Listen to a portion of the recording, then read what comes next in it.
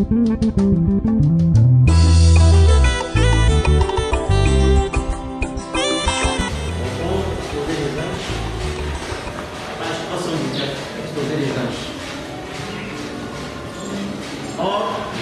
ce messager de Malachie 4 et d'Apocalypse 10 va faire deux choses. Premièrement, selon Malachie 4, il ramènera le cœur des enfants au Père. Deuxièmement, il révélera les mystères de cet honneur d'Apocalypse 10 qui sont les révélations contenues dans les 7 sceaux. Ce seront ces vérités mystères divinement révélées qui ramèneront littéralement le cœur des enfants au Père de la Pentecôte exactement.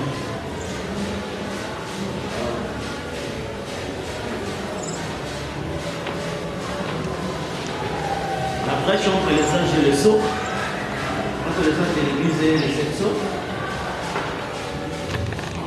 paragraphe 248. Il meurt, Jésus a dit, celui qui croit en moi vivra. Quand même il serait mort. Quiconque vit et croit en moi ne mourra jamais. Celui qui mange ma chair et qui boit mon sang a la vie éternelle.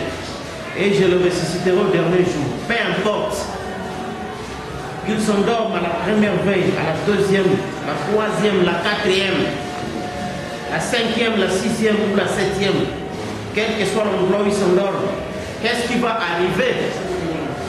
La trompette de Dieu sonnera, cette dernière trompette retentira. En même temps que le dernier ange donne son message et que le dernier sceau est ouvert, cette dernière trompette sonnera et voilà le Rédempteur qui s'avance pour prendre possession de ce qu'il a racheté, son église lavée par le sang. Au paragraphe 256, 255, 256. La brèche entre les âges de l'église et les 7 sceaux. Mais voilà maintenant qu'il vient de là. À ces derniers sceaux, il n'est plus médiateur. Maintenant, il est roi. Qu'est-ce qu'il fait? S'il est roi, il doit avoir ses sujets. Et ces sujets, ce sont ceux qu'il a rachetés. Et il ne peut pas se présenter devant lui avant qu'il ait pris possession des droits de la rédemption. Et maintenant, il s'avance. Des médiateurs qu'il était, alors que la mort nous avait mis dans la tombe, il s'avance avec les droits. Amen. Et même les vivants qui seront restés jusqu'à sa venue ne dévanceront pas ceux qui sont endormis. Car la trompette de Dieu sonnera. Et cette dernière trompette, la trompette de Dieu sonnera, à cette dernière trompette, quand le dernier sceau est brisé et que le 7e ange donne son message, la dernière trompette sonnera et les morts en Christ résisteront. Et nous qui serons restés, nous serons ensemble enlevés avec eux à sa rencontre dans nos airs. Il réclame, maintenant il s'est avancé pour réclamer son bien. Regardez bien, il a brisé les sceaux. Les mystères les a révélés au dernier âge de l'Église. Le seul qui est vivant, les autres dorment.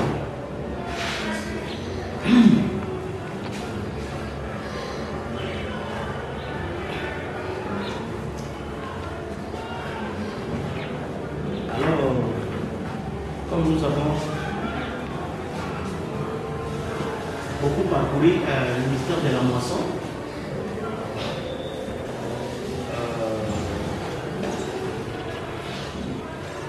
nous sommes toujours dans le plan de la révolution.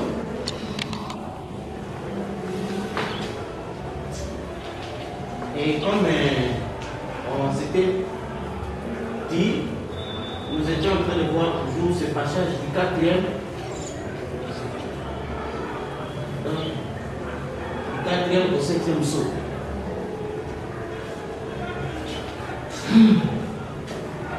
C'est ce qui fait que on devait parler sur la résurrection.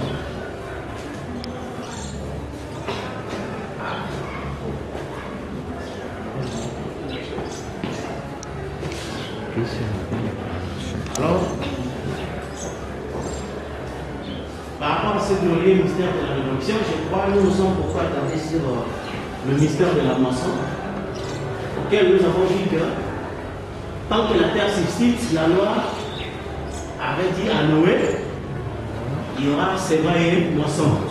Et nous avons vu que la semaille a commencé depuis Paul jusqu'à Branham. Et Branham a clôturé la semaille. Alors nous avons vu que quand les nuées sont venues, là c'était maintenant le temps de la moisson, tel que nous l'avons lu dans la Bible. C'était la moisson qui est venue avec l'ange qui était dans la nuée, qui avait la faucille tranchante. Et cela a été confirmé dans l'exposé, page 352-353, où on a fait voir que Matthieu 13 et toutes ces choses-là accomplies. Alors, c'est ce qui fait que nous avons vu comment, lors de la semaille, c'est là où tout le travail se faisait dans les champs, qui était l'église. Donc, frère Branham dit, qui était le porteur, mais qui n'était pas la vie. Mais il a été dit à Abraham, je reviendrai au temps de la vie, Sarah aurait un fils. Et nous avons vu les nuées qui sont venues, n'est-ce pas? Et le jour de la vie, c'était un certain 28, n'est-ce pas? Et curieusement, ça a été publié dans les journaux appelés Look and Life. Regardez la vie. Tout a concordé. Alors, c'était ici la vie. Et Frère Branham a confirmé dans la semence de l'État avec la parole, et d'après Apocalypse 10, la parole est de nouveau née sur la terre. C'était le temps de la vie. Alors, le mystère était là, où nous avons vu cela, c'est que le grain qui a été semé en unique, donc Jésus le corps, quand il revient, il ne ressuscite pas sous la forme d'un seul corps, la forme des frères Branham, mais cette même forme ici devra être multipliée en plusieurs. C'est ça la rédemption. C'est ainsi que nous avons vu comment les gens ont des difficultés, où ils attendent le corps qui était ici. C'est ça ce que les frères attendent dans les églises. Mais c'est contraire à la nature. Parce que la loi de la nature est qu'un seul grain devra revenir sous forme de plusieurs. Alors, il y a des autres qui disent que non. Et quand ils vont aller à l'éternité, ils vont voir leur Dieu assis sur le trône sous la forme de frère Branham. Or, même au dernier moment sur la terre, quand on a chanté, je suis heureux d'être l'un d'entre eux. L'un d'entre eux, n'est-ce pas? Alors, c'est ce qui fait que l'ensemble de la famille, ici, c'est ce que Frère Branham nous a dit, la totalité du plan de blé, c'est ça le livre de vie. Et Daniel a dit que quand les livres sont venus, les livres furent ouverts. C'est-à-dire, le plan de blé est venu dans sa totalité. C'était ça. Ou, dans l'âge de Sardes, paragraphe 96, on va nous dire que, et il vient avec des myriades et des myriades. Et la Bible dit, il y silence d'environ une demi-heure. Alors, maintenant remarquez que c'était cela, le mystère de la moisson. Je crois que nous nous sommes beaucoup attardés sur ça. Sur le mystère de la moisson.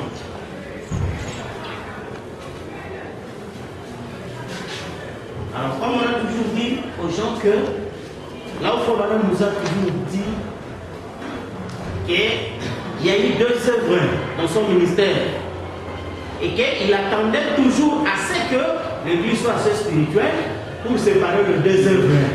Et c'est ce que nous sommes en train de faire pour donner plus d'éclaircissement et dire à ceux qui ont reçu des enseignements mixtes, sortez de là, comme ça a été prophétisé.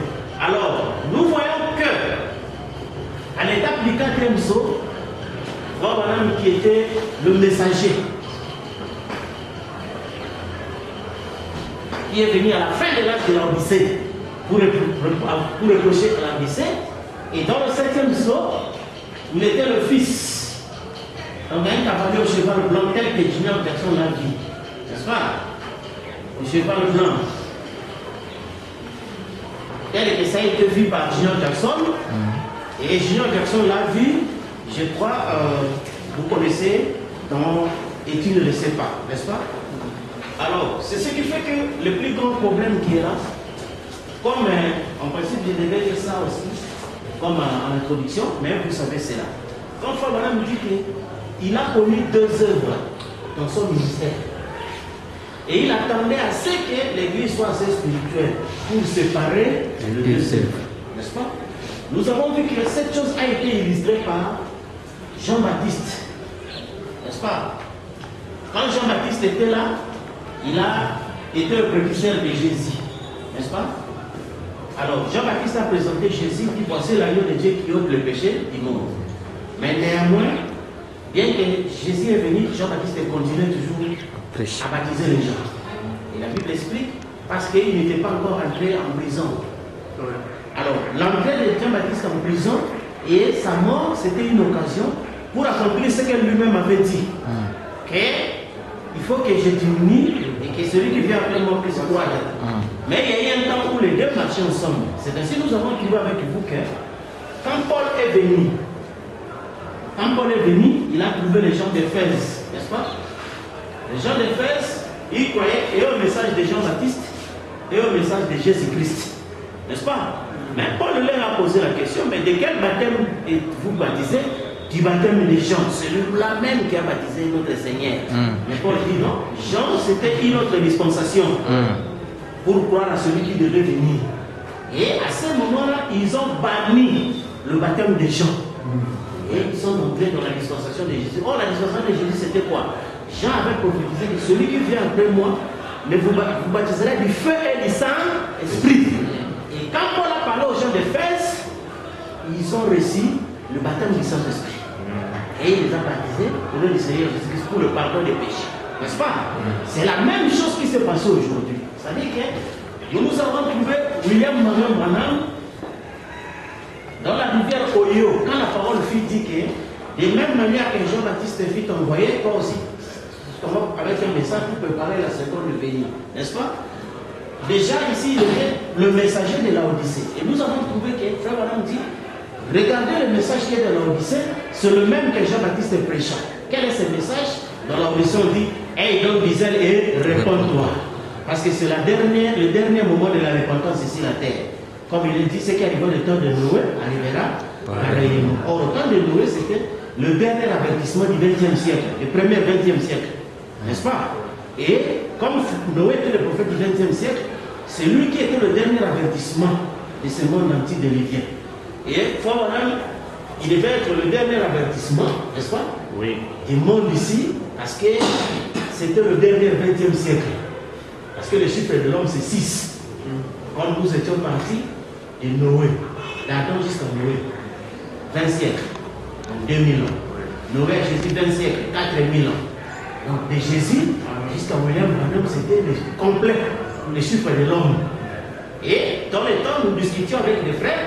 Le frère nous disait que non, Frère Branham nous dit, à chaque 2000 ans, on va faire quelque chose et il y aura le millénium. Et nous disions aux frères que non, les 2000 ans ici, ce n'est pas un 2000 ans correct, parce que c'est du catholicisme. Et je me rappelle, en 1996, on discutait avec un frère qui était trop brillant. Et nous lui avons posé la question, bon, veux-tu comprendre le rendez-vous avec toi dans 3 ans et demi? Et aujourd'hui, nous sommes en 2015, c'est le calendrier romain. Donc tout ce qu'il disait là, et les prédicateurs ne sont plus sincères pour revenir dire aux gens que on s'était trompé. Parce que c'était le cheval de bataille. Nous, quand on disait aux gens que le millénium est passé, on prenait cette écriture-là pour nous montrer que non, après chaque 2000 ans, et à la fin des 2000 ans ici, ça sera le millénium. Mais aujourd'hui, les gens n'en parlent plus. Alors qu'il a été dit, ils ont oublié la Bible, a dit plutôt qu'à cause des élus, le temps sera abrégé. N'est-ce pas? Donc avant même qu'on arrive à ces 2000 ans littéral, nous voyons les nuées qui descendent et l'ange qui gire dit il n'y a plus de délai. N'est-ce pas? Alors, le grand mystère c'est quoi? Ici maintenant, nous on a trouvé nos frères branhamistes, n'est-ce pas? Oui. Qui ont reçu le message de Branham dans le 4e psaume en tant que messager de l'âge de la Odyssée, n'est-ce pas? Nous avons lu dans les brochures de Branham que voici il vient avec les nuées. Ce n'est pas l'enlèvement, mais c'est sa seconde venue. N'est-ce pas, frère? Alors, Branham a présenté les nuées comme la seconde venue de Jésus. Mais les frères m'ont dit, bon, alors, bien que la nuée était venue, mais nous voyons frère Branham continuer à prêcher, à guérir les malades, à baptiser et à faire des appels à l'autel, effectivement. Jésus baptisait, Jean baptisait aussi. Parce qu'il n'était pas encore allé en prison. C'est pourquoi pendant que la nuée révélait le mystère, Branham continuait aussi, parce qu'il n'était pas encore allé en prison. Vous comprenez? C'est pourquoi les gens n'ont pas compris cela, c'est que quand Frère Branham, l'occasion de l'accident lui a été donnée pour quitter la Sainte Thérèse. N'est-ce pas? Lui-même avait prophétisé que non. Je sais que les choses que je suis en train d'enseigner, les gens ne comprennent pas ça. Mais après mon départ, il y aura des jeunes gens qui viendront, ils prendront des photos, des visions et les expliqueront. C'est ce qui fait que aujourd'hui, nous essayons de faire voir aux frères que le 4e sceau était différent du 7e sceau. Parce que le 4e sceau émane des âges de l'Église, n'est-ce pas? Comme nous avons vu que les 3 premiers âges ont vécu sous le premier sceau, n'est-ce pas? Comme nous aimons répéter toujours ce plan de la rédemption. Et que nous l'avons vu dans le 5e sceau, au paragraphe 121, 122. Le 4e âge de l'Église, c'était ça le 2e sceau, parce qu'ils ont, sous le signe du veau, n'est-ce pas? Ils étaient les martyrs dans l'âge du Thyatire, n'est-ce pas? Alors le 5e et le 6e âge, Frère Branham dit, c'était le 3e sceau. Nous avons lu ici au paragraphe 140, n'est-ce pas? Le 5e sceau. Et ici, nous avons lu au paragraphe 159, 160, du 5e sceau toujours. Alors ici, le 7e âge de l'Église, c'est le 4e sceau, avec l'être vivant à la face de l'aigle, qui est un prophète. Alors, c'est ce qui fait que nous avons vu que le 4e sceau, les 7 âges de l'Église sont contenus dans les 4 premiers sceaux. Alors, maintenant, quand les 4 premiers sceaux se terminent, nous avons vu Frère Branham qui a dit que le 5e sceau, c'est depuis la mort de Jésus-Christ jusqu'à l'enlèvement de l'Église, n'est-ce pas? Or, nous avons lu avec vous dans l'exposé page 270 que l'Église part dans l'enlèvement dans le 4e sceau. Et ça là, c'était au paragraphe 455 du 5e sceau. Et nous avons lu cette écriture où il dit que les Juifs qui sont concernés depuis la mort de Jésus jusqu'à l'enlèvement de l'Église, c'est eux qui ont fait le 5e sceau. Nous avons vu que le 6e sceau, c'était quand un messager venait, n'est-ce pas? Il prêchait la parole. Ceux qui croyaient étaient mis à l'écart. Ceux qui ont rejeté, un jugement temporaire tombé sur eux. Et c'était ce 6e sceau. C'est pourquoi à la fin, on va parler du jugement dernier. Parce que dans chaque âge, il y avait un jugement temporaire. Alors là, c'est fini. Alors maintenant, quand nous entrons dans le 7e sceau, Frère Branham nous a dit quoi? C'est pourquoi nous demandons même aux gens. Vous vous dites que le 7e sceau n'est pas ouvert. Mais comment vous connaissez le 6e sceau? Comment vous connaissez le 5e sceau? Parce qu'on dit que les sceaux c'était le premier, on garde ça, le 2e garde le premier, le 3e garde le 2e, le 4e garde le 3e, et le 7e garde le tout. Avant de voir même un sceau, il faut commencer d'abord par le 7e sceau. La Bible même est claire, dit que personne sur la terre, au ciel, partout, n'était même pas digne d'approcher le livre. Il a fallu que l'agneau lui-même, n'est-ce pas? Donc on dit que l'agneau n'est pas venu, il n'est pas encore venu, mais comment vous connaissez les sceaux?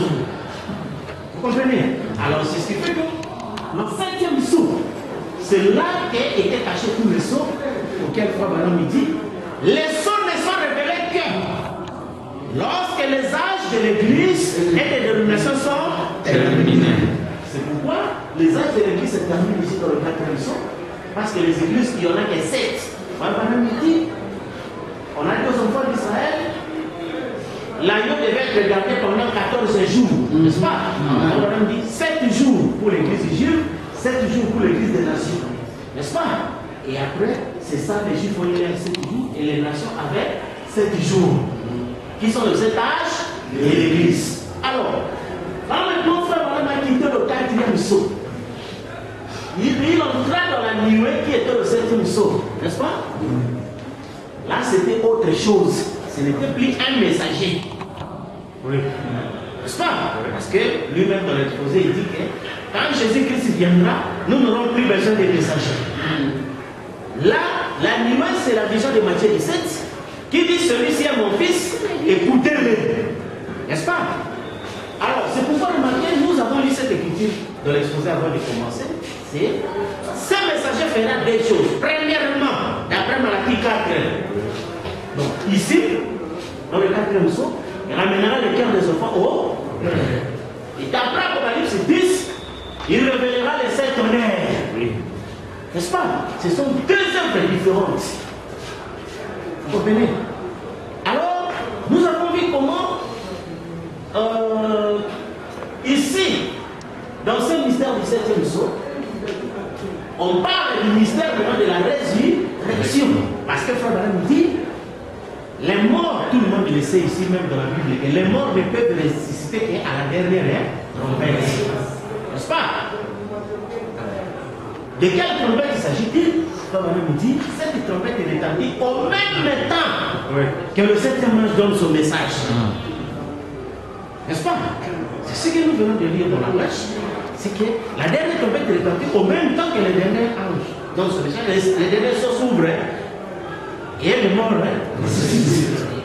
n'est-ce pas? Or, ce que les gens ont oublié, en lisant la Bible, on dit Daniel a entendu les choses, n'est-ce pas? Mais il dit à l'ange, j'entendis mais je ne compris pas, n'est-ce pas? Et Daniel posa la question, quelle sera l'issue de ces choses? On dit à Daniel, va repose-toi. Tu te lèveras au dernier jour pour ton héritage. N'est-ce pas? Daniel, et je crois dans la première ce livre des symboles, si je n'ai pas oublié ça, ici, nous avons lu avec vous, là où Frère Branham dit que Daniel a entendu les 7 tonnerres. N'est-ce pas? Bon, si Daniel a entendu les 7 tonnerres, mais il n'avait rien compris, à quel moment Daniel devait-il venir pour écouter les 7 tonnerres? Bien frère. Oui. Est-ce qu'il y a encore un autre moment en dehors du 7e ange où Daniel devait venir écouter les 7 tonnerres? Je ne sais pas ça pourrait se trouver quelque part. Je n'ai pas changé. Vous savez qui nous a remis ça? Apocalypse, c'est des symboles. Et tout le monde sait que la même vision que Daniel a eu, c'est la même vision aussi que Jean.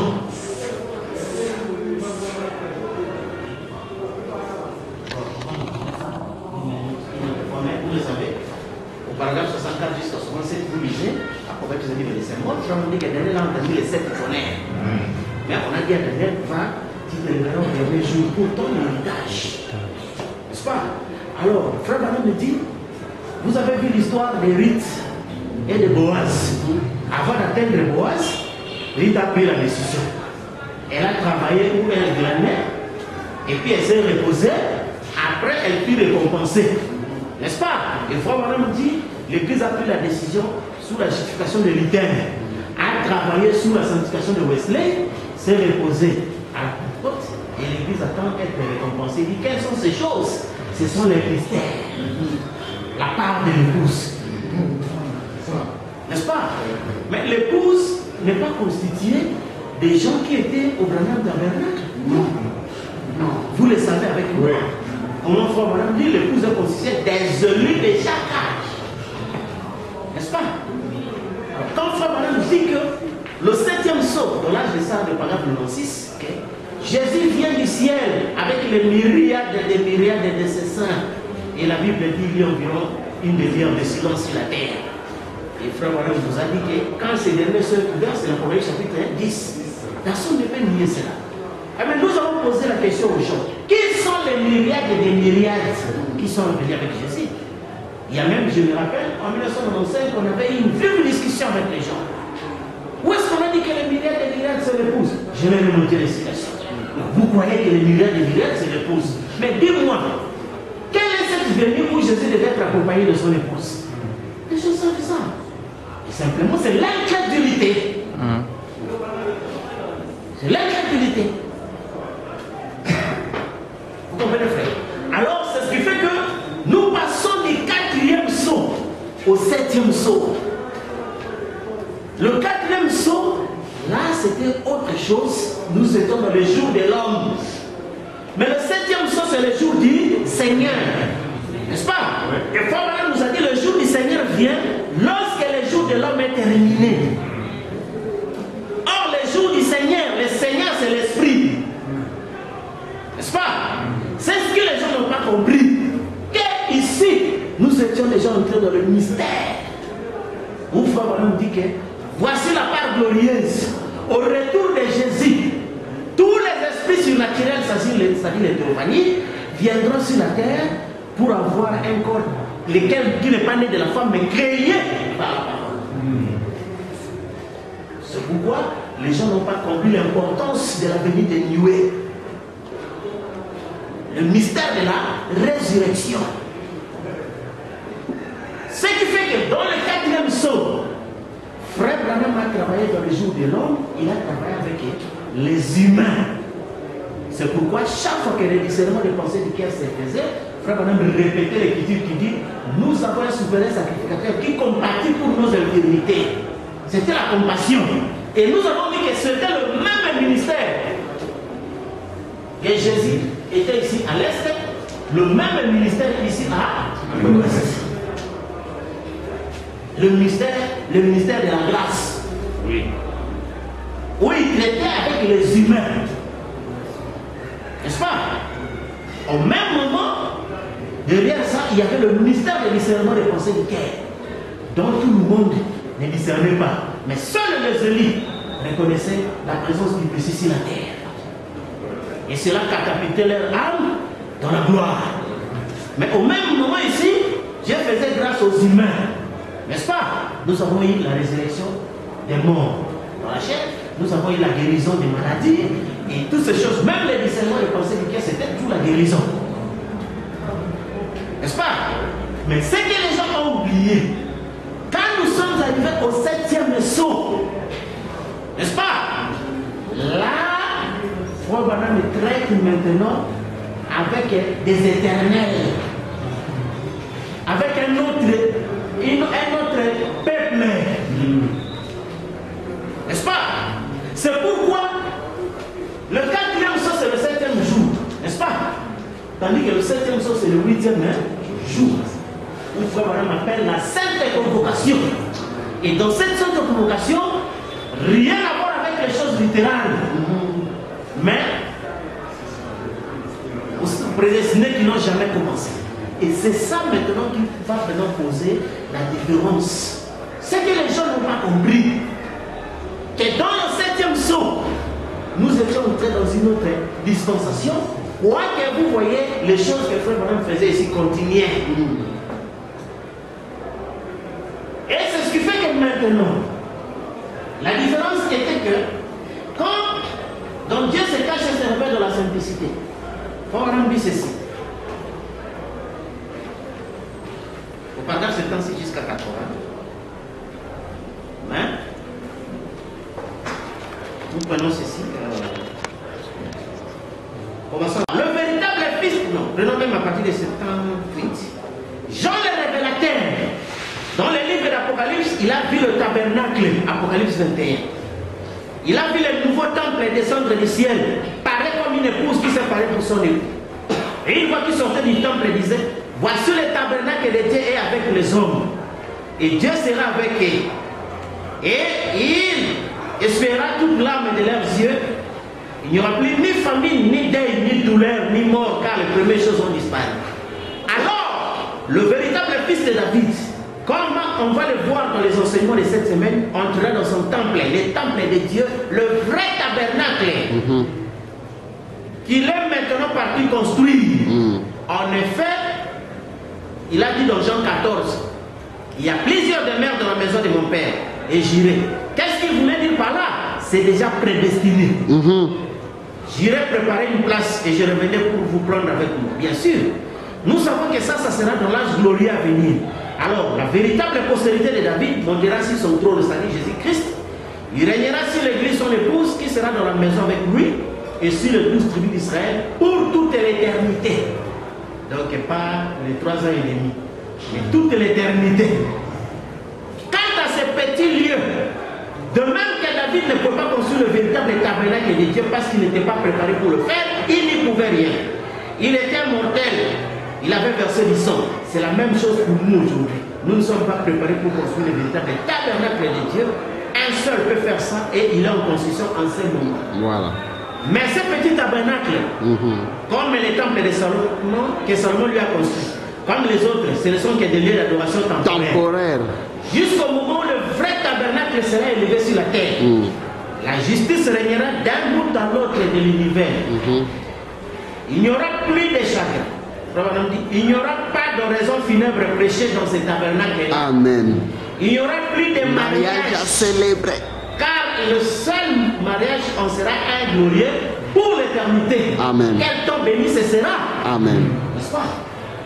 Donc, nous avons lu ici les temples temporaires qui ont été construits. Mais quand le fils de David vient ici, les temples ici, il construit, il n'y aura pas d'oraison funèbre, il n'y aura pas de mariage célébré là-bas, il n'y aura rien. Un seul mariage sera pour toute éternité. Amen. Or, vous vous souvenez de ce que nous avons lu dans Luc 19, quand on avait posé la question à Jésus-Christ concernant le mystère de la résurrection. Et c'est là que nous allons entrer vraiment dans le vif du sujet. On prend 10, 20, sortez de ça, 27, à partir de 27. Quelques-uns des Sadducéens qui disaient qu'il n'y a pas de résurrection s'approchèrent et posèrent à Jésus cette question. Maître, voici ce que Moïse nous a prescrit. Si le frère de quelqu'un meurt et une femme sans avoir d'enfant, son frère épousera la femme et suscitera une postérité à son frère. Or, il y avait 7 frères. Le premier se maria et mourut sans enfant. Les seconds et les troisièmes épousèrent la veuve. Il en fit de même les 7 qui moururent sans laisser d'enfant. Enfin, la femme mourut aussi. À la résurrection, dit quel d'entre eux sera-t-elle donc la femme? Car les 7 n'ont pas eu l'œil pour femme. Jésus lui répondit. Les enfants de ces siècles prennent des femmes et des maris. Mais ceux qui seront trouvés dignes d'avoir part au siècle à venir, à la résurrection, des morts ne prendront ni femme ni mari. Car ils ne pourront plus mourir, parce qu'ils seront semblables aux anges. Amen. Et qui seront fils de Dieu et donc fils de la résurrection. Amen. Amen. Donc, on a parlé des enfants de ce siècle et les enfants des siècles à venir. Donc, les enfants de ce siècle, c'est-à-dire les humains. Amen. N'est-ce pas? Nés d'une femme et d'un homme. N'est-ce pas? Mais il y a le mystère des enfants du siècle qui était à venir. N'est-ce pas? Un futur proche. Alors, ce qui fait que les humains, donc on a dit, et ils prennent des femmes, ils prennent aussi des maris, n'est-ce pas? Mais ceux qui seront trouvés dignes d'avoir part à la résurrection, parce que c'est quoi?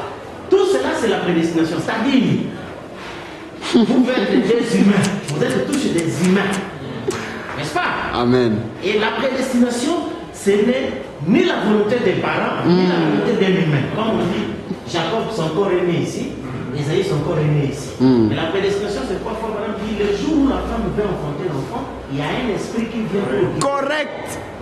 N'est-ce pas? Quand le corps de Jacob était là, un esprit est venu de l'éternité à occuper le corps de Jacob. Quand le corps d'Ésaü est sorti, un esprit est venu de l'enfer. Ça a occupé le corps d'Ésaü. C'est pourquoi aller à l'éternité ne dépend ni de Jacob, ni d'Ésaü, ni de ceux qui vont servir leurs parents. Amen. Ni de combien de prières ils vont faire. Chaque chose est là où il est venu. L'originalité. Ce qui fait que sur la terre, tous, nous étions comme les enfants de ces siècles. Mais parmi nous, il y a ceux qui sont trouvés dignes. Et cette dignité ne vient pas d'une des mérites. Amen. Mais c'est la prédestination. Parce que le jour de ta naissance, tu n'as pas eu le choix de l'esprit qui devait occuper ton corps. Non. C'est comme madame m'a dit, quand je vois le mystère de la prédestination, les dénominations et toutes les choses là disparaissent à mes yeux. Vraiment. C'est ce que nous avons toujours dit aux gens. Et que non, nous allons faire beaucoup de jeûnes et de prières pour se protéger contre les sorciers. Mais à l'âge de 3 ans, pourquoi ils ne nous ont pas tués? Vraiment. Voilà. Là, on n'avait ni diable, ni pasteur, ni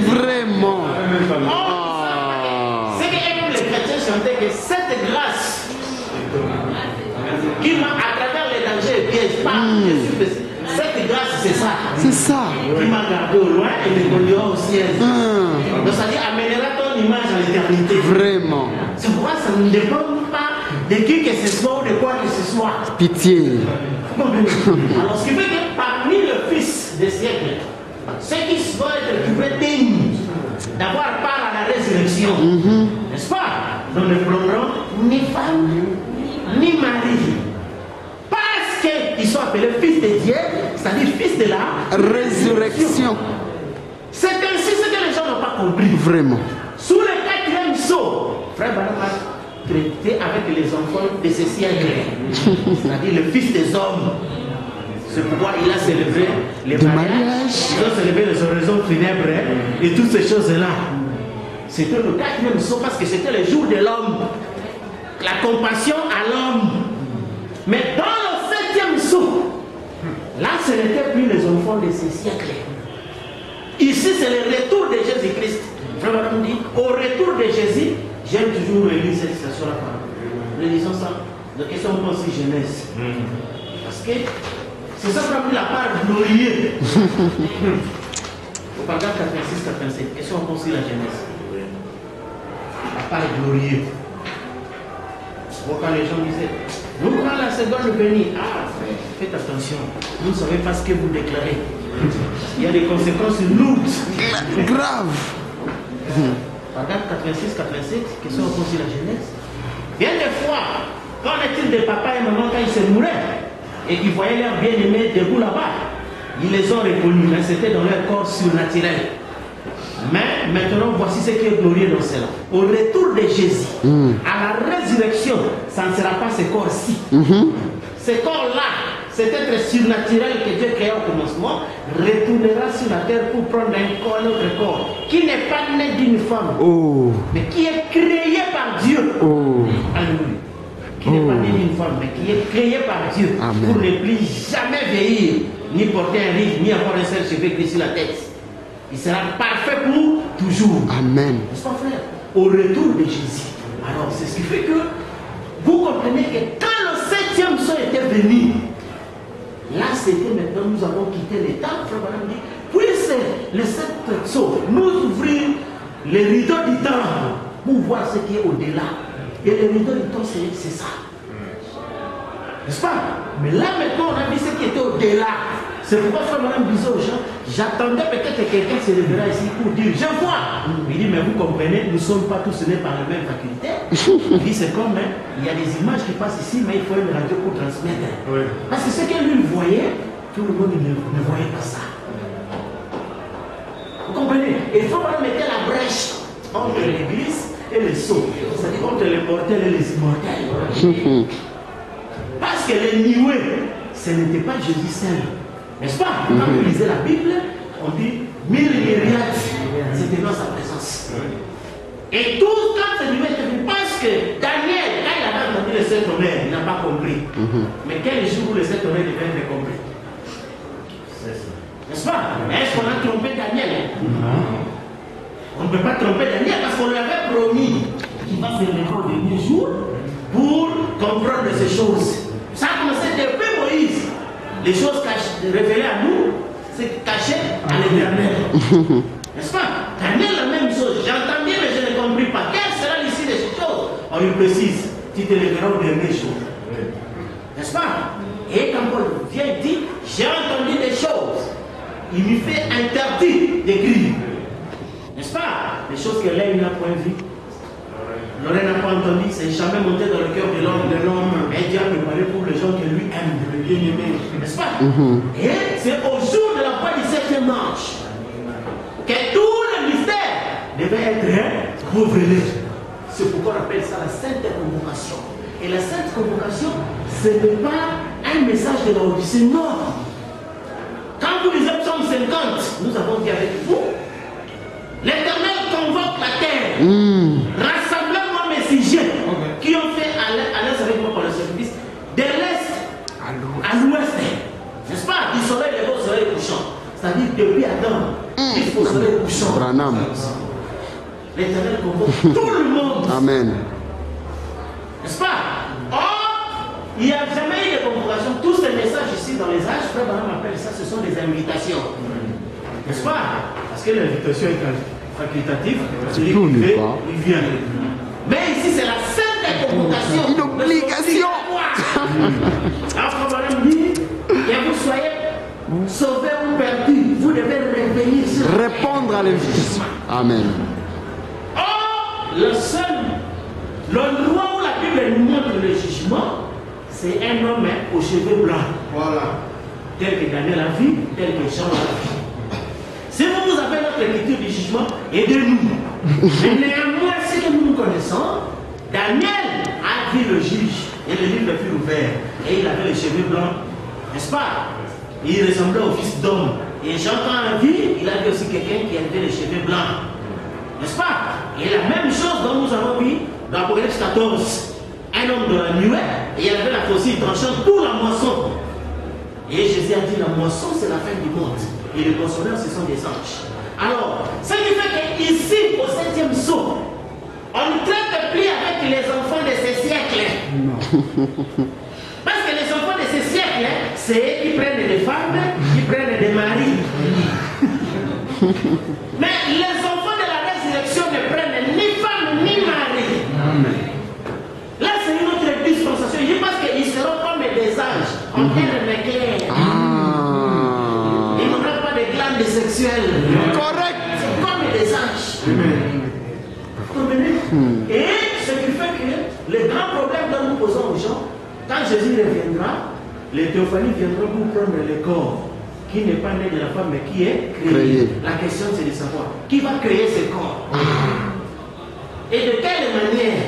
C'est ça ce que Frère Branham dit, que la seule manière pour que Dieu exerce sa paternité, il doit devenir fils de l'homme. Parent. N'est-ce pas? Un fils de l'homme. C'est pourquoi vous avez vu le mystère du prophète quand il dit que depuis Enoch jusqu'à nos jours, il n'y a jamais un homme qui avait un ministère prophétique de la pierre de fête. Et si Jésus disait parmi ceux qui sont nés de la femme, Jean-Baptiste était le plus important. Donc Marie était le plus important.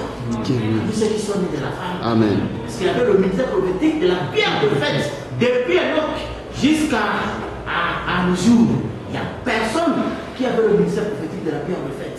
Et ce ministère-là, c'était la création. N'est-ce pas? C'est pourquoi nous avons vu le mystère que le nom d'Abraham, qui était Abraham, ça devait devenir Abraham.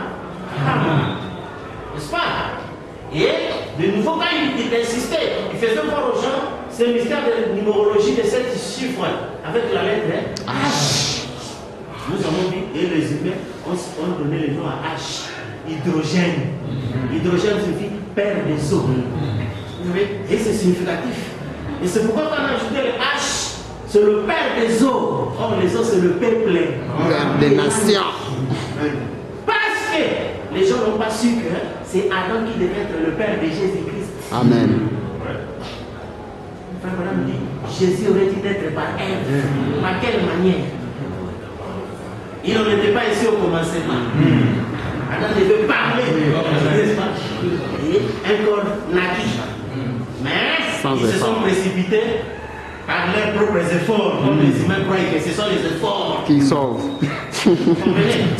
Et il a fabriqué quelque chose. Donc c'est la même chose que font les pentecôtistes. Amen. Parce que souvenez-vous, l'âge des pentecôtistes, c'est l'Odyssée. Et Frère Branham dit, le caractère même de la ville exprime l'esprit de l'âge. Cette ville-là de l'Odyssée, Frère Branham dit, était finie par des tremblements de terre. Or la terre, c'est le corps. C'est pourquoi aujourd'hui les gens me disent, c'est tremblement de terre. Vous comprenez tout? Sentent quelque chose. Les églises, les gens chantent beaucoup, dansent. Il faut des prières. Je sens tremblement de terre. On vraiment dit que le grand mystère, c'est le mystère du baptême de Saint-Esprit, sans aucune sensation. Donc, c'est le mystère, mais voici le secret. La parole est dans l'épouse comme elle était dans Marie. La parole est venue dans Marie sans aucune sensation. Aucune. Hormis les 6 sens. C'est ça. Aucune sensation. Or, Ève avait produit un enfant avec l'aide de l'Éternel. N'est-ce pas? Beaucoup de sensations. Mais la que c'était la mort. Mais à Marie, c'était aucune sensation. N'est-ce pas?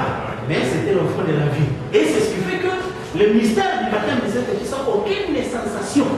C'est oindre le sang. Il ne s'agit pas de oindre un homme, non. Ni de oindre ton lieu saint dans l'esprit. De oindre le sang, le sang. C'est pourquoi dans l'âme, il n'y a pas de sens. Il y a soit l'incrédulité, soit la foi. N'est-ce pas? Et si l'âme est incrédule, cette parole descend pour la consumer. Mais si l'âme est la foi, elle se marie avec cette parole, cela produit le corps. C'est fini. C'est ça la chose.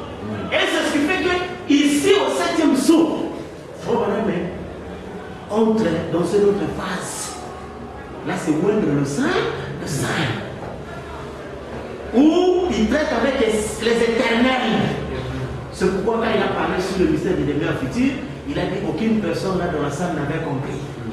Parce qu'ils étaient des mortels, les enfants des siècles. Mais cela concernait les enfants du siècle à venir, qui ne prennent ni femme ni mari.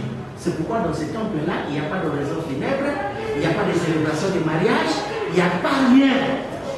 Parce qu'il s'agit de la résurrection.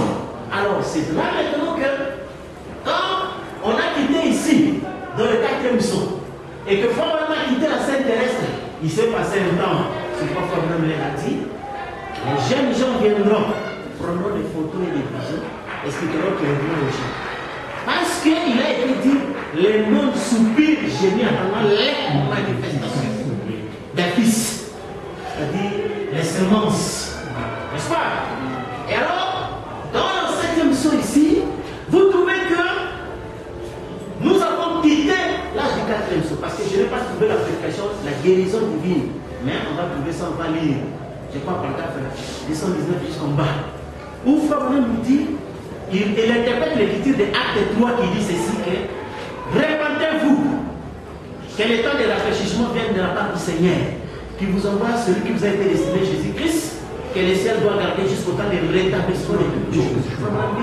Jusqu'au temps de rétablissement de toutes choses, quand il y aura un nouveau ciel, une nouvelle terre, un nouveau gouvernement, une nouvelle civilisation, un nouveau peuple. Vous comprenez? Dans le 7e saut, Madame maintenant vivait avec un nouveau peuple. Vous comprenez? Et ce qui fait que les prédicateurs sont restés avec l'ancien peuple. Jusqu'aujourd'hui, les prédicateurs cherchent à remplir les salles. Et c'est ça ce que nous avons fait le mystère avec vous. Donc, il faut entasser des sables qui ne coûtent rien. Mais ici, dans le 7e saut, c'est un nouveau peuple, une nouvelle civilisation. Vous comprenez? Et ce nouveau peuple ici, c'est un peuple sans péché, ni ride, ni rien de semblable. Un peuple qui n'est pas conçu par une femme ni un homme, mais qui est créé par la parole. Là on dit que réjouissez-vous de ce que je vais créer Jérusalem. Et son peuple pour la joie. Et cela est créé quand les saints des saints réussissent. Dans les 6 de Daniel à Daniel. Les 6 le paragraphe 130.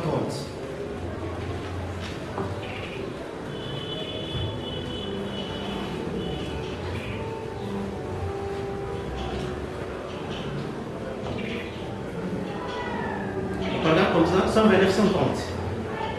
C'est alors que cette ville sera ointe. C'est alors que la nouvelle Jérusalem sera ointe. Et toutes les nations de la ville, chapitre 22, il est dit que les portes ne se fermeront pas la nuit parce qu'il n'y aura pas de nuit. Et tous les rois de la terre apporteront leur honneur et leur gloire dans cette ville.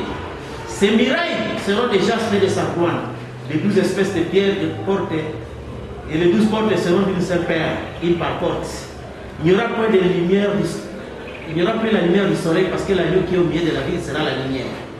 Il conduira son peuple dans la vie éternelle. Il y aura des arbres, un de chaque côté du fleuve, qui servira à la guérison des nations.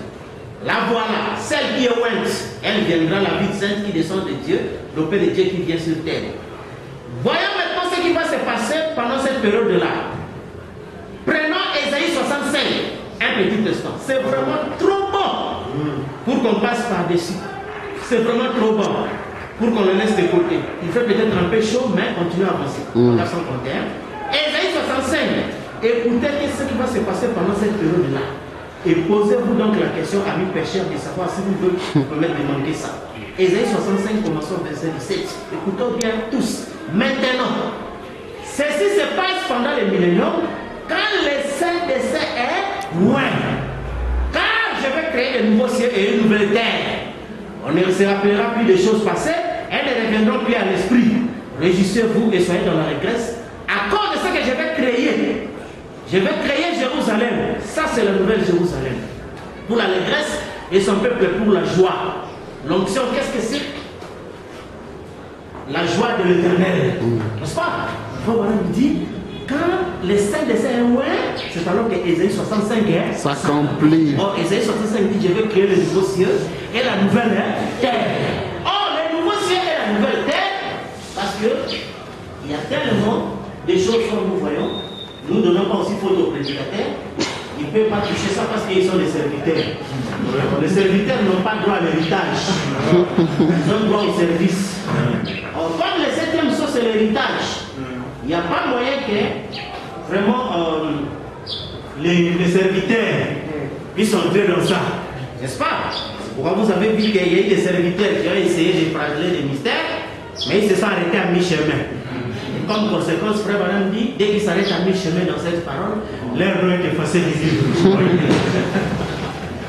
Frère Branham dit, ne vous y trompez pas, celui qui est réellement baptisé dans les corps, il ira avec la parole jusqu'au bout. N'est-ce pas? Et les gens se sont arrêtés. On dit, même au sacre. Ils sont arrêtés là. Les autres, Jésus est venu. Ils sont arrêtés là. Mais quelles en sont les conséquences? Il dit, sa venue est accompagnée d'une résurrection. On va expliquer. C'est pourquoi Frère Branham a dit aux gens, il vaudrait mieux pour toi rester luthérien. Vraiment. Et venir dans ce message et ne pas le suivre jusqu'au bout.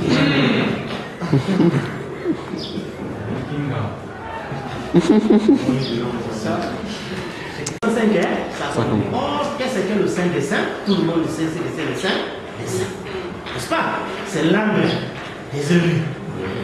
Or, quand on est allé à la 6e dimension, tous les précieux frères et précieux seront dit, quand Jésus viendra, il viendra à toi d'abord. N'est-ce pas? Ensuite, nous viendrons pour prendre des dettes. Quand les nuées sont venus, Frère Branham dit, cela entra en moi majestueusement. N'est-ce pas? Et cela entra, c'est ça l'onction qui est loin le sein. Et c'est ce que Frère dit quand le sein des saints est loin. Ésaïe 65, ça compte. Donc je vais créer le nouveau ciel et une nouvelle terre. Je voulais prendre la citation de Mère Future au paragraphe 271 pour montrer au Frère Branham que la nouvelle terre, celle dont Jésus est allé préparer. N'est-ce pas? C'est dont Jésus est allé préparer. Or, nous savons tous, Frère Branham dit qu'il était allé préparer un corps, comme nous avons lu dans les choses qui doivent être au paragraphe 43. Il est allé préparer notre venue, comme les parents terrestres préparent la venue de leurs enfants. Alors, c'est ça qui fait que dans le 7e saut, quand maintenant les CDC étaient loin et que les nuées ont majestueusement incarné Frère Branham, là, c'était pour créer le nouveau ciel et la nouvelle terre. Parce que ça, c'est l'ancienne terre. Créée par la femme et un homme, comme on avait dit à Abraham. Quitte le pays de ton père et ta mère. Et le corps ici, c'est le pays de ton père et ta mère. Parce que c'est ton père et ta mère qui ont fabriqué ce corps ici. Et sous le 7e sceau, là maintenant, le mystère de la résurrection, ils ne prennent ni femme, ni mari, n'est-ce pas? Donc là-bas, il n'y a pas de mariage à célébrer, il n'y a pas de raison funèbre, il n'y a rien, n'est-ce pas? Le seul mariage qu'il y a ici, c'est pour tout c'est pour on a parlé de l'union invisible de l'époux céleste et de l'épouse terrestre. Et quand vous lisez la prophétie d'Ésaïe, Ésaïe dit, on appellera ta terre épouse, n'est-ce pas? La terre de Jérusalem s'appelle épouse. Et quand vous voyez les gens disent, oh, la nouvelle Jérusalem va descendre sur la terre. Cette terre-là s'appelle épouse. N'est-ce pas? Cette terre-là s'appelle l'épouse. Comme à la première venue, la terre c'était l'époux. À la seconde venue, la terre c'est l'épouse. C'est pourquoi Jésus était la nouvelle terre. Tout le monde sait cela. Et l'épouse aussi est la nouvelle terre. Vous comprenez? Et c'est ce qui fait que dans ce mystère de la nouvelle terre, dans ce mystère de la nouvelle terre, c'est ça ce qui fait que cela se produit quand les saints de saints hein? Ouais. Et nous tous nous savons que le saint des saints, c'est le dédicace du temple. C'est pourquoi les jours où on a commencé à parler du sceau, sur le plan naturel, on a fait le dédicace du temple. Oui. On dit que tous ces liens temporaires sont là-bas jusqu'à ce que le véritable Fils s'élève. Alors la justice régnera d'un bout à l'autre, n'est-ce pas, du pays, et il n'y aura ni douleur, ni famine, ni quoi que ce soit. Et c'est pourquoi, frère, les gens qui sont restés dans la chair ne peuvent pas comprendre le mystère du 7e jour. Parce qu'il a été dit que ceux qui seront trouvés dignes d'avoir part à la résurrection, n'est-ce pas? Donc nous sommes tous des humains, susceptibles au bien et au mal. Mais il y a une catégorie des humains, indépendamment de leur volonté ou leur effort, ont été jugés dignes de trouver dans la vie éternelle de la résurrection.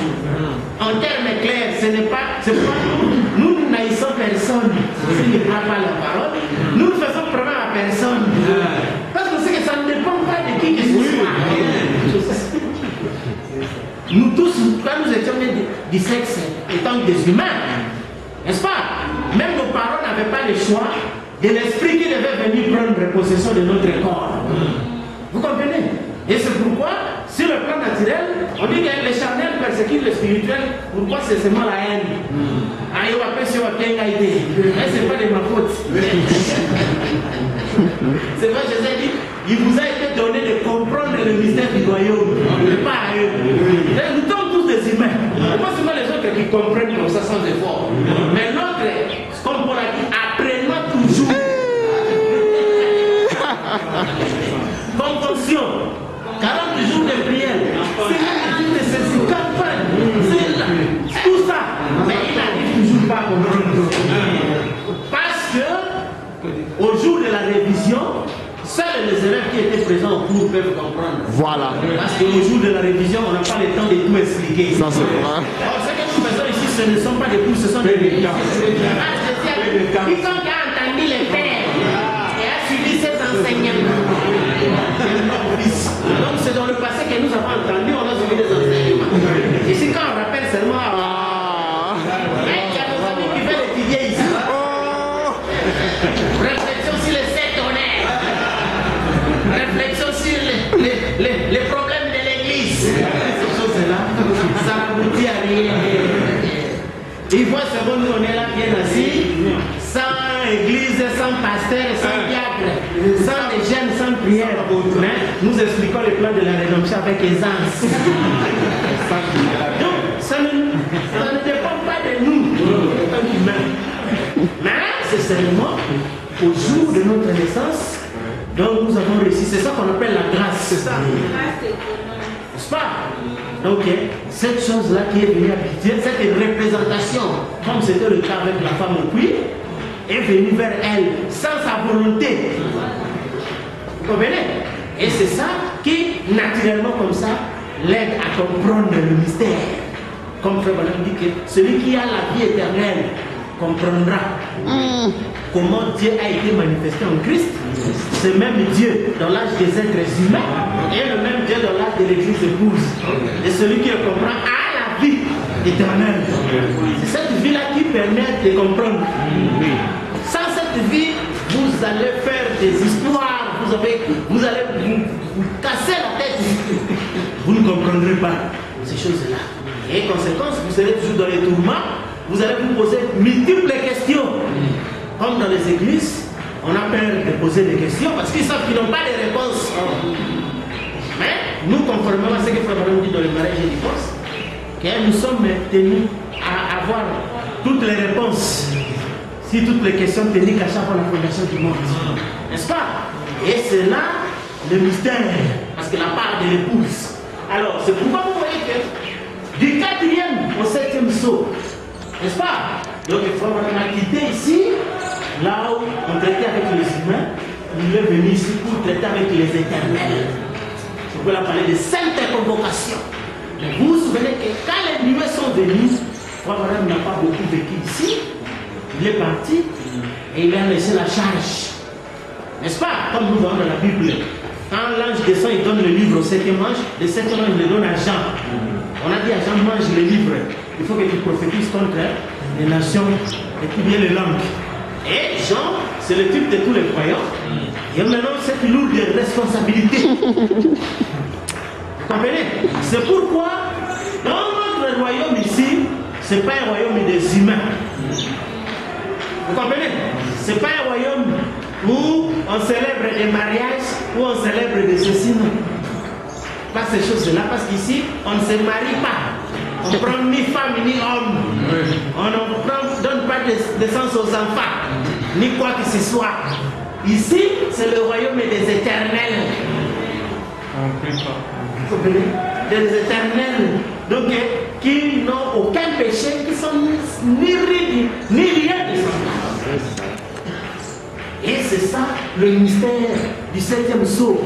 Parce que quand les nuées sont venues, n'est-ce pas, frère? C'est qui était la seconde venue de Jésus-Christ. Vous savez, madame, dit donc, c'est l'excellent. Paragraphe 110. Commençons à 109. Remarquez de nouveau, 110, qui est ce Melchizedek. Melchizedek alla à la rencontre d'Abraham avant qu'il arrivât chez lui. Quel type magnifique nous avons ici. Melchizedek rencontra Abraham après la bataille, avant que celui-ci arrive chez lui. Nous rencontrons Jésus dans le zèle avant d'arriver chez nous. C'est vrai. L'Éternel nous le dit, nous le rencontrerons dans le zèle. N'est-ce pas? Et vous allez voir que les ailes, ce n'est pas comme les gens croient là où les avions passent. C'est un magnifique type de rêve qu'a rencontré Isaac dans le champ. Dans la fraîcheur du jour, nous le rencontrons dans les airs. L'Éternel nous le dit, car nous les vivants qui serons restés, nous ne devancerons pas ce qui dorment, car la tempête de Dieu sonnera, les morts qui se résisteront premièrement. Nous les vivants qui seront restés, nous serons tous ensemble enlevés avec eux à la rencontre du Seigneur dans les airs. Tous ces types sont parfaits. C'est pourquoi la théophanie, si vous êtes mort et que vous êtes entré dans cette théophanie, qu'arrive-t-il? La théophanie vient sur la terre pour prendre les corps rachetés. N'est-ce pas? Comme nous venons de lire ici, au retour de Jésus, tous les êtres surnaturels viennent pour prendre les corps. Si vous êtes ici dans l'air, dans les airs, ce n'est pas là-bas, mais ici. Si vous êtes ici dans l'air, vous prenez le corps pour rencontrer la théophanie. Vous y êtes et vous êtes enlevé pour aller à la rencontre du Seigneur dans l'eau. Qui est ce si ce n'est Dieu? Vous voyez? C'est pourquoi quand les nuées sont venus, ceux qui étaient déjà entrés dans la théophanie, n'est-ce pas, sont venus pour prendre le corps racheté. Ceux qui sont ici dans l'air, ils prennent le corps, n'est-ce pas? Et nous avons vu que les naturels typifient les spirituels. Dans les naturels, les corps se constituent par l'union invisible de l'ovule et du germe. Et dans les spirituels, l'ovule, c'est votre âme. Et le germe de la parole. Quand les deux se rencontrent, et à aucun âge, cela n'a eu lieu. Non. Il ne faut pas confondre ça avec le baptême du Saint-Esprit. Le baptême du Saint-Esprit, c'est oindre le lieu saint. Ici, ce n'est pas oindre ton lieu saint. C'est oindre le saint. Le saint des saints n'a jamais été oint. Parce que Dieu ne peut pas vous donner une loi, lui vivre une autre loi. N'est-ce pas? Quelle est la loi que Dieu avait donnée aux humains? Ne prenez pas votre femme avant le mariage. N'est-ce pas? Et dans les spirituels, Dieu aussi ne peut pas prendre sa femme avant le mariage. Vous comprenez? C'est pourquoi c'est au jour du mariage, il se rencontre avec sa femme et oindre le sein des saints. C'est pourquoi, quand vous avez trouvé quelqu'un, il m'a dit, Nabala Yesu, j'ai dit, adultère. Comment? J'ai dit, mais comment toi tu es marié à Jésus alors que tu es encore un pasteur, tu es encore une église? Je dis, oh, Je veux dire, toi tu es une femme qui a des enfants dans la famille de son père, dans la maison de son père et sa mère. Je dis c'est ça. C'est pourquoi au balayer de l'église. Donc tu es marié avec Jésus dans l'église. Or avant de se marier, c'est que ton père tu quittes ta mère et tu t'attaches uniquement à ton mari. Je dis c'est pourquoi moi j'ai quitté mon père, le pasteur, ma mère l'église. Je m'attache uniquement à mon mari. C'est pourquoi je suis marié. Mais toi tu es là-bas, donc tu vis comme un voyant cette tribu-là où la femme est avec sa maman, son oncle, tout ça. En même temps, son mari vient aussi, il a des enfants. Mario. Ça c'est du désordre. Ça c'est du désordre. Alors, c'est ce que nous réellement, quand on dit on est marié, c'est-à-dire on a respecté la procédure. Amen. N'est-ce pas? Amen. C'est pourquoi notre mère, là où nous sommes engendrés, c'est l'église. Le père, c'est le pasteur. Or, frère Madame dit, le 7 messager, c'était le 7 pasteur. N'est-ce pas? Le dernier pasteur. Frère Madame, c'était lui le dernier pasteur. Et il a marié l'épouse avec Jésus-Christ. Et dans la Bible, quelque part, on dit jeune fille, oublie la maison de ta mère. Nous sommes la jeune fille. Nous avons oublié la maison de notre mère. On a oublié l'église. On a oublié toutes ces choses-là. Comme Rebecca. N'est-ce pas? Quand Eliezer est venu, tous les temps qu'Eliezer avait, il a laissé à la famille de Rebecca. Mais Rebecca n'a pas cherché à voir par ça. Elle est allée plutôt vers son époux. C'est pourquoi William Branham est venu avec tous les dons. Et il a laissé ça au pentecôtiste. Comprenez? Mais nous avons suivi la part de l'épouse qui sont les mystères. C'est pourquoi aujourd'hui les gens se cognent avec comment chercher la puissance, comment chercher pour devenir puissant, avoir des dons et toutes ces choses-là. Ça c'est les dons, les dons. Ceux qui n'ont pas part au mariage. Vous comprenez? Mais Rebecca est allée pour rencontrer Isaac et Pharaon dit tout ce que l'héritage qu'Abraham avait laissé à Isaac est devenu aussi à Rebecca. C'est pourquoi on a parlé de co-héritiers avec Jésus-Christ, le frère de Jésus-Christ. Vous comprenez? Et c'est pourquoi vous comprenez que toutes ces choses-là se passent ici dans le 7e psaume. Et la dernière des choses dont j'aurais voulu expliquer, pour expliquer ce que nous sommes passés du 4e au 7e psaume. N'est-ce pas? C'est-à-dire c'est un grand mystère où Jésus a dit qu'à la résurrection, ils ne prendront ni femme, ni mari. Parce qu'ils sont appelés fils de Dieu, c'est-à-dire fils de la résurrection, ils seront comme des anges. Oui. Et c'est ça ce que Frère Branham dit que quand il y aura un nouveau peuple, c'est pourquoi quand Frère Branham était là, à l'ouverture des sceaux, il voyait des choses que les autres ne voyaient pas. C'est ça. Et il manquait des gens à qui vraiment expliquer ces choses-là. Mais il savait que c'est après lui que les jeunes gens viendront, auront la parfaite compréhension pour expliquer. Vous comprenez? Or, remarquez, sans même lire la Bible, vous connaissez l'histoire, que nous avons déjà parlé de ça. On dit que Jésus venait dans une ville, n'est-ce pas? Quand il est entré dans une ville, celui qui l'a accueilli, c'était Marthe. N'est-ce pas? Marthe a accueilli Jésus. Mais, curieusement, Jésus était devenu ami avec Marie. N'est-ce pas? Et Marie a commencé à reprocher même à Jésus. Tu me tu trouves ça normal? Je suis en train de faire, de travailler, de souffrir, de travailler seul. Mais Marie ne s'occupe même pas. Moi, Jésus, il devait dire oui, une bonne femme va aider son. Doit se connaître les travaux ménagers, il doit bien préparer, tout ça. Jésus regarde et dit à Marthe, tu te soucies trop des choses. Marie a choisi la bonne idée. L'écoute. C'est pourquoi vous attendez les gens nous disent, qu'est-ce que vous voulez dire? C'est comme nous que vous avez appris ce message. Oui, Marthe. Quand les lumières sont venues, c'est vous qui l'avez accueilli dans vos églises. N'est-ce pas? Mais sauf que vous occupez trop des choses du monde. De trop de travail. Mais nous, on a changé la bonne part, c'est écouter. C'est ainsi que vous comprenez que les prédicateurs sont trop occupés. Réunion des jeunes, réunion des filles, réunion de cela, des mamans, mariage, de mariage. tout ça, les études des enfants, les choses ici. Est-ce que c'est ça le but pour lequel les sons ont été révélés? Si les sons ont été révélés pour ces choses-là, où est-ce que vous allez partir avec ces choses-là? Vous comprenez? Et effectivement, nous on a eu la lumière à travers tous ces gens, ce sont eux qui nous ont montré même la photo des nuées, qui nous ont montré la colonne de feu. Mais nous, le problème c'est qu'on est devenus amis avec la nuée. Écoute, ce qui nous intéresse, c'est écouter. Vous comprenez? Mais un frère Branham me dit, pendant que les clergés ne savent pas quel genre d'école il faut mettre, quel ceci, Dieu ouvre les sauts pour nous. Et c'est ça la distraction qu'il y a aujourd'hui. Où vous trouvez les gens sont restés juste avec les photos de échantillons, les photos de colonnes de feu et nuées.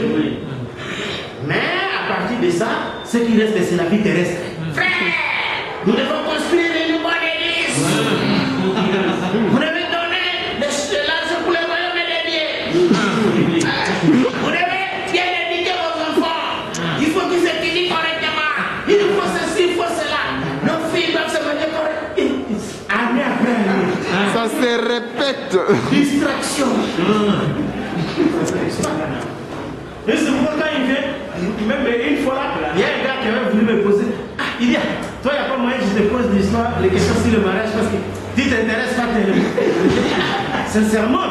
Donc, ici, Madame me dit, Jésus s'occupait constamment Les affaires du Père. des affaires du Père. Il va me dire que les affaires du Père consistent à démontrer que c'est ça la préoccupation. Amen. Comme on avait béni Judas, on dit, oh, tu rêvais du carnage, mon fils. Donc notre joie, nous, c'est le carnage. Vous voyez? Parce que comme on dit, quand on envoie des militaires pour faire le ratissage, n'est-ce pas? L'honneur des militaires, c'est d'avoir tué des bataillons. Oui. N'est-ce pas? D'avoir bombardé des camps. C'est ça l'honneur. Moi, quand vous restez comme ça, tant que vous Bushido, c'est pas un simple nom, c'est une action. N'est-ce pas? Et vous-même, vous devez vous poser la question, j'ai tué combien? J'ai détruit combien? Parce que quelque part, ça devient l'idolâtrie quand c'est quoi? Ça, quand Moïse a dit, le peuple s'est mis à manger, et s'est assis, c'est livré de l'idolâtrie. Femme dit, cela signifie, les gens se sont contentés à écouter, sans rien faire. C'est l'idolâtrie. Vous comprenez? Ça, c'est vrai. C'est là qu'il parle de ça. Mais alors, c'est ça le mystère. Ça, c'est vrai. Nous mangeons, mais notre rôle, c'est que nous nous rappelons de pourquoi nous sommes ici la terre. À cause. Le but pour laquelle notre présence ici, c'est 1 Corinthiens 6. Ne savez-vous pas que les saints jugeront la terre? Et nous jugerons même les anges, les pasteurs. N'est-ce pas? Il y a comme une fois raison, toutes ces choses du monde. Et vous comprenez, frère, c'est que le plus grand rôle, c'est-à-dire que comme nous savons, nous ne forçons pas ça en tant qu'humains. Non. Mais vous-même, vous dites, ah, j'ai fait beaucoup de temps. Je ne mange pas les animaux et tout ça et autres. Je suis devenu un lion malade. Vous comprenez? Parce qu'il est venu là pour bouffer en grande quantité. Et c'est pourquoi vous comprenez que sous le mystère du 4e saut, effectivement, les églises où nous sommes venus, nous savons que vous êtes nos sœurs. N'est-ce pas? Et c'est par vous, réellement, que nous avons reçu Jésus la nuée, les nuées. Malheureusement, vous vous êtes trop occupés par les choses de la terre, par beaucoup de travaux. Mais nous, les travaux ne nous intéressent pas. Ce qui nous intéresse, c'est écouter. Amen. Donc, la révélation du mystère. Alors, c'est pourquoi vous comprenez, frère, que si quelqu'un ne sait pas séparer les deux œuvres, donc c'est fini. Il n'est pas son peuple, parce que Joël dit, mon peuple ne s'appuie jamais dans la confusion. Et souvenez-vous que Dieu dit que la lumière soit, et la lumière vit. Et Dieu vit que la lumière était bonne. Il sépara la lumière avec les ténèbres. Il appela les ténèbres nuit et la lumière le jour.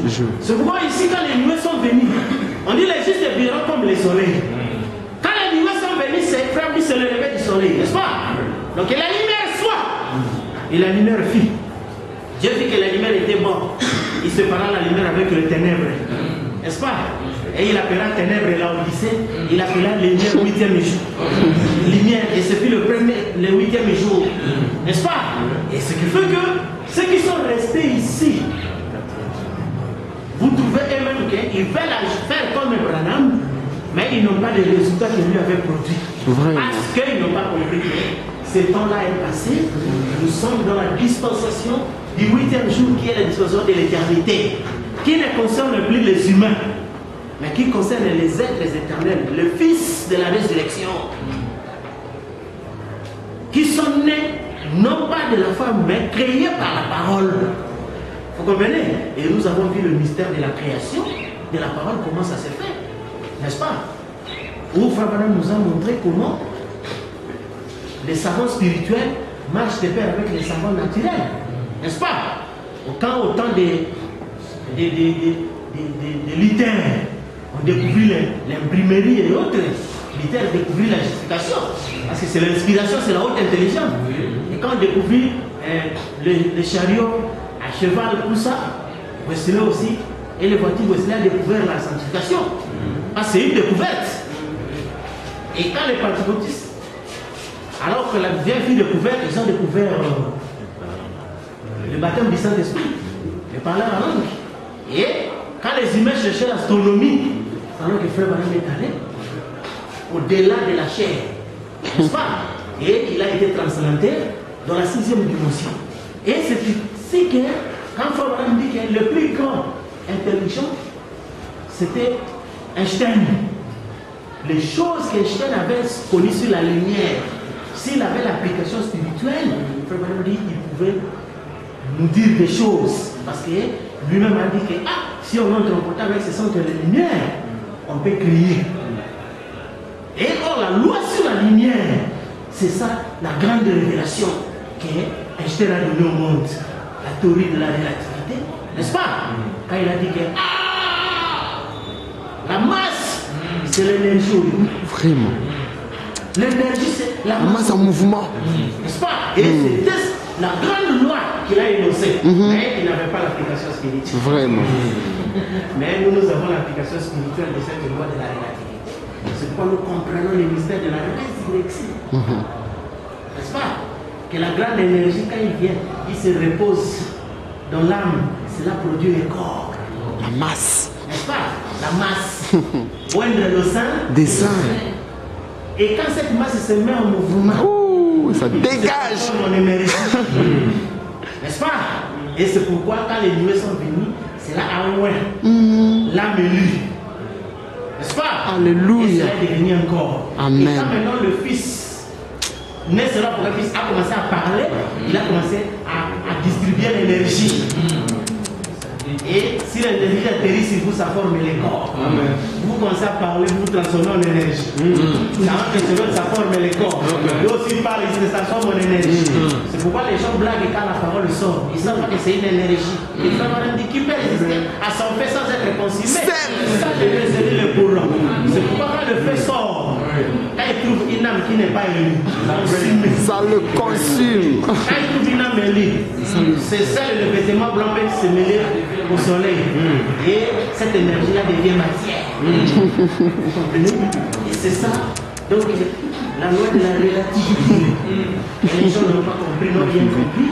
Et jusqu'aujourd'hui, quand vous posez la question sincère au prédicateur, dis-nous sincèrement, prédicateur, les corps dans lesquels nous devons revêtir pour la résurrection viendra d'où?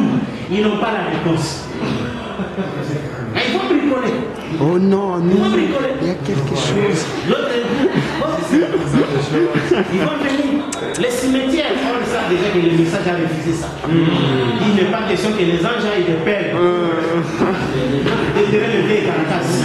Quand on dit si nous avons ce corps, nous allons mourir encore. Lazare. Et carrément, on ne parle pas de ça. Oh Dieu, c'est le sait. Oh, d'après Apocalypse, nous sommes venus avoir des réponses à toutes les questions pour nous. Amen. Vous posez la question au prédicateur, la nouvelle terre et le nouveau ciel que nous allons vivre, ça va venir d'où? Qui va créer ça et comment? Et pour, on ne parle même pas. Et pourtant c'est contenu dans la rédemption. Vous voyez? Et c'est ça ce qui fait que cela signifie le lion rigide qui ne peut s'effrayer, Frère dit c'est là que toutes les dénominations se taisent. C'est pourquoi, quand vous voulez parler sur les ordres des églises, ils vont discuter, amener-les dans cette terrain des mystères. Ah là là. C'est là qu'ils se taisent.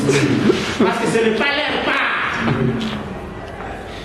Hein, c'est la part de l'épouse. Amen. Ça c'est vrai. Vous comprenez? Et c'est pourquoi, comme on disait à quelqu'un, le temps de rétablissement de toutes choses, dans le ciel devait garder Jésus. N'est-ce pas? Et c'est quand il y aura un nouveau ciel, une nouvelle terre, un nouveau gouvernement, une nouvelle civilisation, un nouveau peuple. Et le peuple avec lequel Frère Madame a été traité dans le 7e sceau ici, ce n'est pas le peuple né de la femme. Non. C'est la sainte convocation où il traite avec les éternels. N'est-ce pas? Chose qui ne s'est jamais faite depuis que le monde a existé. N'est-ce pas? Et c'est pourquoi tout le monde devait venir écouter, comme il a été dit qu'il viendra de l'Est, de l'Ouest, du Nord, et tout ça. Tous s'assembleront autour du trône. N'est-ce pas? C'est pour écouter. Alors c'est ainsi que vous comprenez, frère. Le 7e sceau, c'est la venue de Nuée, c'est la seconde venue de Jésus-Christ, c'est la résurrection. Oui. C'est la venue des nouveaux cieux et la nouvelle terre. C'est le temps où les saints des saints ont un. Vous comprenez? Amen. Et c'est pourquoi vous voyez que nous ne sommes pas Marthe qui va s'occuper des choses de la terre. Parce qu'on a dit que quand Paul disait aux gens, il dit non, ceux qui essayent de se marier, qui s'occupent de la chose de la terre. N'est-ce pas? Et c'est pourquoi vous voyez que ceux qui ont refusé de se marier, au lieu d'attendre, il a recherché à se marier comme les gens le font ici. Adam a succombé à s'occuper des affaires du Père. N'est-ce pas? Il a échoué. Mais quand Jésus est venu, il a refusé de se marier. Et il se constamment des affaires du Père. Et comme conséquence, il a engendré la grande famille. Et c'est ce qui fait que, ici, Marc et ce qui fait, mais ne dis pas, oh le roi a dit d'abandonner nos femmes. Mais nous donnons la vraie version des choses pour montrer la réalité des choses, n'est-ce pas? Alors c'est pourquoi vous voyez quand Paul a parlé de... Quand je parle de ce mystère, c'est grand, c'est Christ par rapport à l'épouse. Il dit mais toutefois que chacun aime sa femme. Alors ce qui fait que ici c'est cela le mystère. Vous voyez frère, et les gens sont restés ici dans le 4e sceau. Oublions ce qui se passe dans le 7e sceau. Mais nous savons que ici nous sommes fils de la résurrection, lesquels nous sommes comme des anges, n'est-ce pas? Où nous sommes réellement ni hommes ni femmes, mais nous sommes l'homme, n'est-ce pas? Parce que créons l'homme à notre image. C'est ce que la nuée était venue faire, de créer l'homme réel. Et ce qui fait que nous avons vu comment ici, le 4e sceau, c'est l'aigle qui est parti. Mais le 7e sceau, qu'il n'y a pas d'être vivant. Là, c'est l'ordre du nouveau royaume. Vous avez dit dans la demeure future. Oui. Matthieu 17, c'est l'ordre du nouveau royaume. N'est-ce pas? Mais malheureusement, les gens prennent des brochures, ils restent dans l'ancien royaume. Et ils ne voient pas les résultats que Branham avait produits. Parce que Frère Branham dit que quand l'agneau aura quitté le trône, la prédication de l'évangile n'aura plus d'effet. Aucun effet. Alors c'est pourquoi vous comprenez que nous entrons dans ce monde nouveau où il n'y a ni quoi que ce soit, il n'y a que les éternels, il n'y a que la joie, il n'y a que tout est sublime. Vous comprenez? Et en même temps, nous savons que ce corps est réservé ici uniquement à cause de 1 Corinthiens 6. Vous comprenez? Donc le jugement du trône est blanc. Alors c'est pourquoi, frère, vous voyez que nous sommes réellement mariés à l'écoute du Fils. Et on laisse les autres prendre soin des choses de la terre. Mais nous sommes là pour écouter. Vous comprenez? Alors c'est pourquoi vous voyez que le plan de la rédemption donc continue. Et nous arrivons à ce 7e sceau où nous savons que Frère Branham nous dit, on va voir à la prochaine que quand nous arrivons, l'ange agirait qu'il n'y a plus de temps. On hisse les quilles dans les drapeaux et tout passe à l'éternité. Tout alors passe à l'éternité. Vous comprenez? Et c'est là que les gens n'ont pas fait attention. Parce que Frère me dit que pourquoi les anges étaient restés silencieux? Parce que s'ils avaient fait trop de mouvements, il allait manquer quelque chose. C'est pourquoi nous avons évité tous les mouvements possibles pour garder, comme il a été dit, les yeux sur les cailloux blancs. Afin d'en avoir l'interprétation correcte. Vous comprenez, frère? Alors, merci beaucoup.